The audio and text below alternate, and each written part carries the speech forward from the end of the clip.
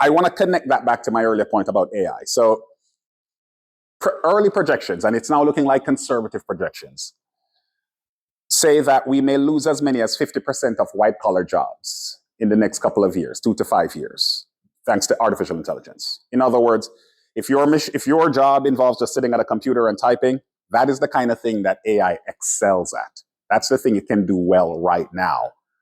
All that's needed is for a company to make the investment in the technology, and they can start laying off staff. That's gonna start happening. It is already happening. It's going to accelerate. What that means is that the Congress has to now revisit things that they've taken for granted, and it's been a very partisan and hot button issue, the social safety net. But we're actually going to have to revisit this now because it is going to become a nonpartisan issue. You're going to have, again, I don't want to trigger hysteria, but there is going to be huge disruption in the job market.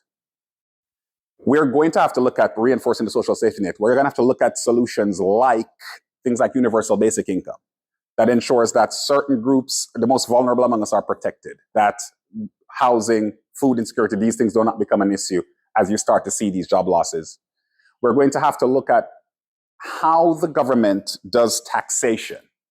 So right now, we tax labor, in effect, right? You go to work, you get a paycheck, and a certain amount percentage comes out of it and goes to the government.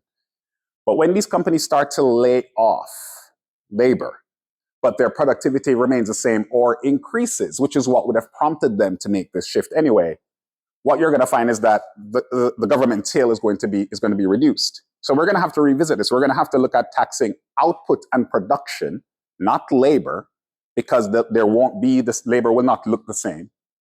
And then we have to look at taxing wealth. We're going to have to revisit that. Again, it's always been a third rail issue, but I think what we're now moving into is a nonpartisan space where we're going to have these huge disruptions.